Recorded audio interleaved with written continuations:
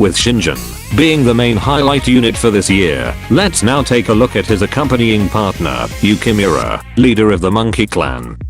Yukimura is a 5-star Shadow Lance unit and has an incredibly headstrong personality, which matches her kit perfectly.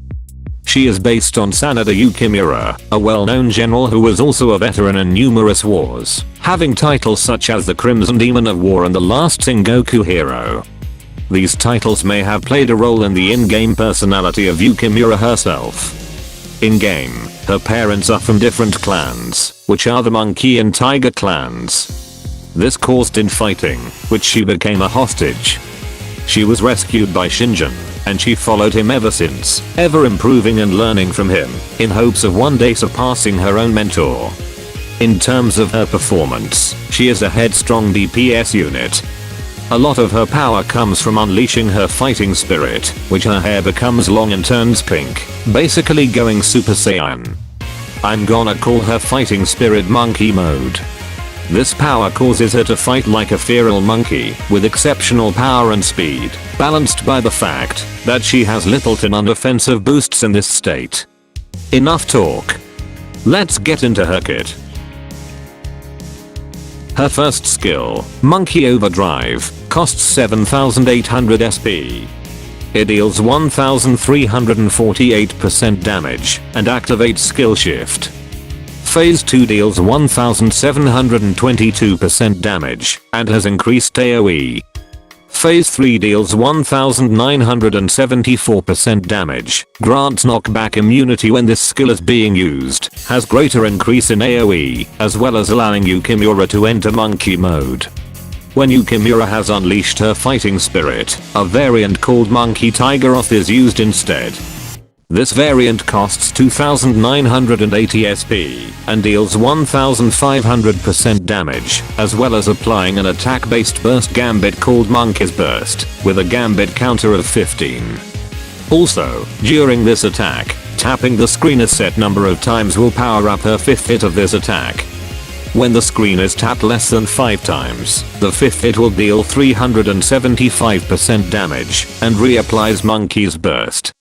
When the screen is tapped 5 times, the 5th hit will deal increased damage at 584% damage, reapplies Monkey's Burst, and fills the gauge of her second skill by 15%. When the Burst Gambit is activated, it nukes the target and any others nearby with 4300% damage. This skill, when in its default state, is an underwhelming skill, having high SP cost and relatively low damage. Though her second skill remedies the SP cost issue. This skill is also important in her overall damage output, as her monkey mode amplifies all of her damage immensely. In monkey mode, she has a lower SP cost and deals greater damage, as well as her powerful burst gambit that has a small counter. Overall, this skill is absolutely important in her overall performance, and luckily has a countermeasure to its main weakness. Her second skill, Monkey Cross Dive, costs 5120 SP. It deals 1368% damage and fills the skill gauge of her first skill by 15%. When Yukimura enters monkey mode, a variant called Monkey Tiger Chaos is used instead. This variant costs 6120 SP, deals 2121% damage Aurora style, and inflicts Shadow Blight. This attack by default hits 21 times, but by tapping the screen in a fixed number of times, her 22nd and 23rd hits will be powered up. For less than 8 taps, she deals 1178% additional damage. For 8 taps, she deals 1494% damage and inflicts Scorch Rend. This skill is also incredibly powerful, especially when in monkey mode. Also, like her first skill, this skill has issues with its SP cost, and like her skill 1, is remedied by her other skill. The dual affliction capability also makes her the first shadow unit to inflict Scorch Rend. Overall, this skill is very powerful and very similar to her first skill in many ways. Yukimura has the standard HP co-abilities for lance units, paired with the combo time chain co-ability.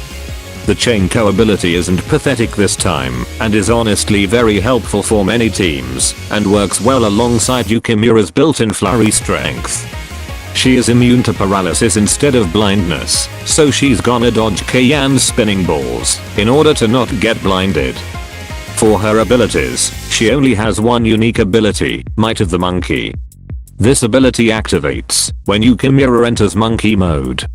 It grants her a unique combo chain, a unique damage dealing dodge and a unique dodge cancel mechanic that is followed by a dash attack towards the target. She also gains the following boosts: 10% strength increase, 40% skill damage increase, and knockback immunity. This basically means that most of her power is focused on her monkey mode, and is essential for Yukimura to enter monkey mode in order to dish out a great deal of damage.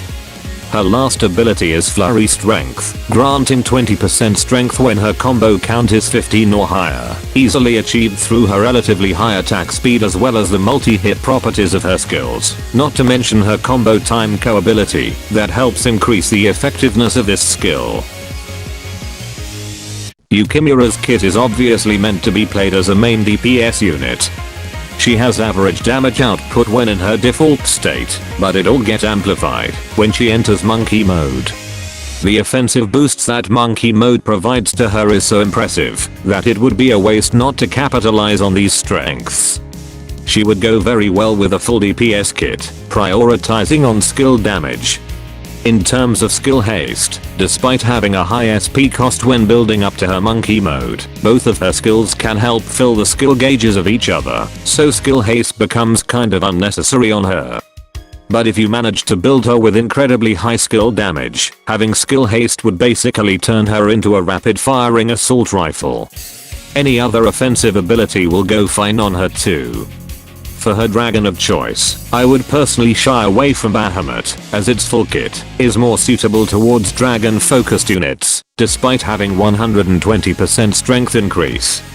Reborn Nidhogg will be my number one choice for her, as it is a powerful dragon that is the choice of many shadow DPS units in game. My last pick would be Arsene, as he provides a massive skill damage increase, which is still unmatched in game.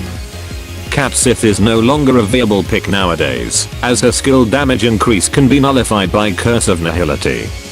For her team composition, it would be wise to place supporters and healers that are able to apply debuffs to the enemy, as this would work in favor with her powerful burst gambit. These three units are what I was able to think of in terms of having multiple effects within their skills. For her Wimprint setup, these are what I would use on Yukimura if I actually were to have her. Unlike Shinjin, I failed to get Yukimura, so this setup is based on my predictions and observations from other players. Yukimura is the opposite of her mentor Shinjin. While Shinjin has many defensive characteristics in his kit, Yukimura goes all out on offense, and is an incredibly selfish DPS unit, with her only team supporting abilities being her Shadow Blight and Scorch Rend. And in regards of her damage output, she definitely is one of the best DPS units in game, when considering her absolutely powerful monkey mode, as well as a relatively easy unit to use. She would be a unit befitting for anyone who wants to just go ham on enemies that they choose to battle with. Unfortunately, she is a limited unit, which means that you'll have to wait for a very long time before she is able to get a rerun banner. This doesn't count as a true weakness, though I wasn't able to really find one worth mentioning, other than her SP cost, which is remedied by her own skills. Overall, Yukimura is an excellent addition to the list of DPS units, and to the list of potential power creeping DPS units in the game. Now go out there, and go ham on any enemies that she faces, and assist her on the road to surpassing her mentor in terms of combat and stratagem prowess. That's all from me. Moga out.